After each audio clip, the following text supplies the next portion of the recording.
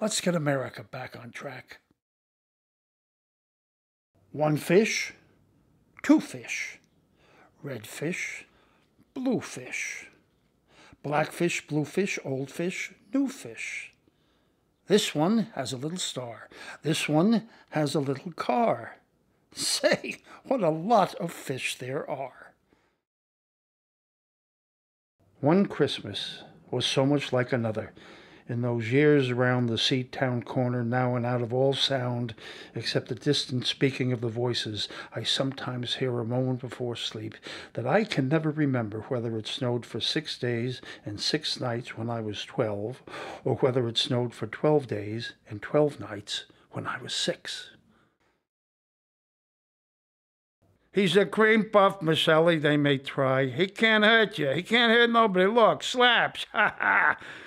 They get at your man, and by indirection at you. To put them in their place, you address neither them nor the man, but your man. Get the other eye, Gavilan, you shout. This throws them off balance because they haven't noticed anything the matter with either eye. Then before they can think of anything to say, you thunder, look at that eye. It doesn't matter much whether or not your man has been hit in the eye. He will be.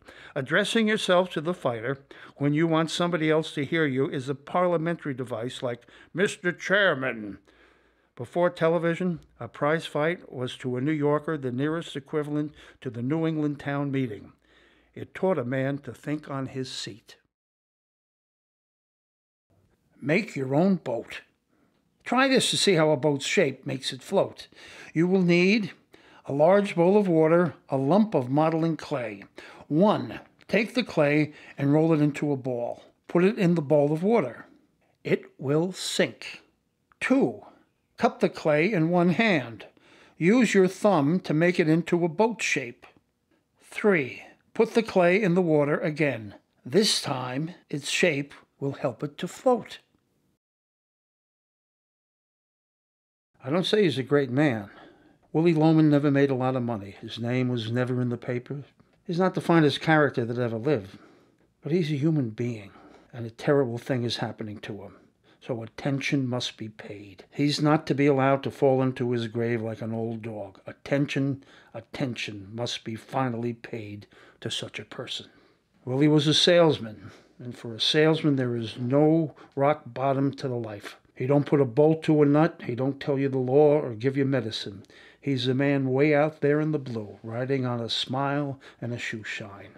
And when they start not smiling back, that's an earthquake. And then you get yourself a couple of spots on your hat and you're finished. Nobody dares blame this man. A salesman has got to dream, boy. It comes with the territory. Well, those were given to me by Jose Torres. You know Jose Torres? He was light heavyweight champion of the world. Very interesting. One of the most fascinating guys I've ever met in my life. He lost in the Olympic finals to Laszlo Papp. Laszlo Papp won the Olympic gold medal 3 times.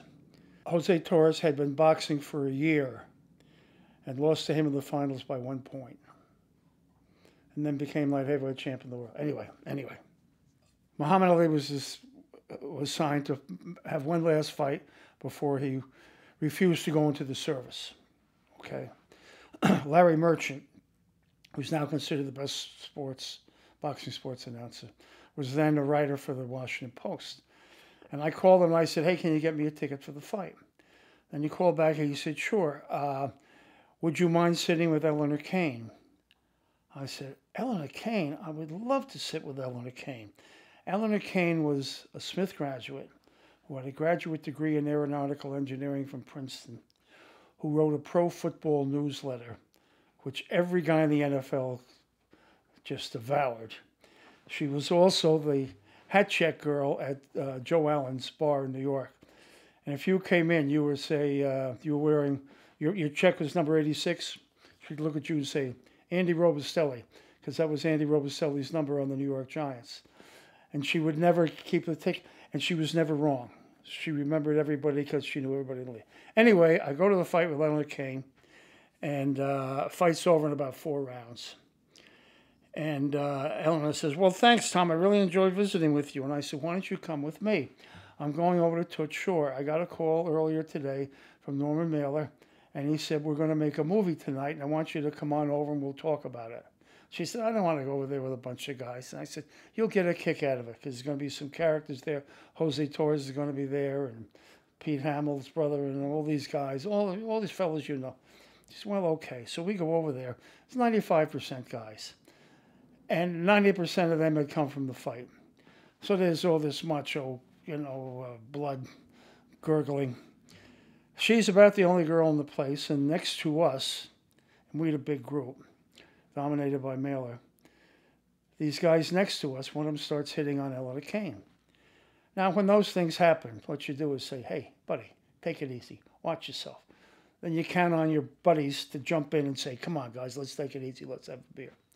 Well, because of the atmosphere, my friends thought it would be a wonderful idea if I went outside in the street with this guy, which I don't do. I don't like to do that. I love to box, but I don't like street fights. I really hate it, and I was never very good at it.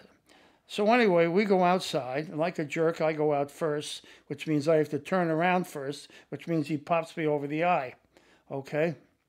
So I could feel the eye going already. So turns out this guy's younger, stronger, better shape. He knows how to fight. So I've got a little problem in my hands. So I was in shape. I had been training. So I finally start working the body pretty good. I come up, I hit him with a really good left hook. Down, out, KO1, okay? Now everybody's pushing and shoving. Yeah, everybody wants to get in there. We walk back in the bar. Ellen Kane's the only person in the bar. She's the only one there. So someone says, you better put some ice on that eye. I said, all right. So anyway, I go into the office the next day. I've been about 4 or 5 months at this firm. About 10:30, the managing partner secretary says, Mr. Quinn, when you get a chance, when it's convenient for you, Mr. Lewis would like to speak to you, please. I said, oh, sure. So I go right to his office. Mr. Quinn, what in the world? And I said, oh, Skipper, oh, Chief. I said, oh, I am so mortified. So I give him this bullshit story about playing basketball at the New York Athletic Club, And this galoot came down with his elbow. I think he was from Merrill Lynch, the way he was. And I caught this. Well, I'd rather die than not be here in the office when I'm required. So he says, okay, those things happen. The very next day in his column, Larry Merchant mentions, and also that evening, Tom Quinn punched out some guy in front of Toots Shores for saying rude things to his girlfriend. Next day, Mr. Quinn, Mr. Lewis, like to see you immediately. So I go in.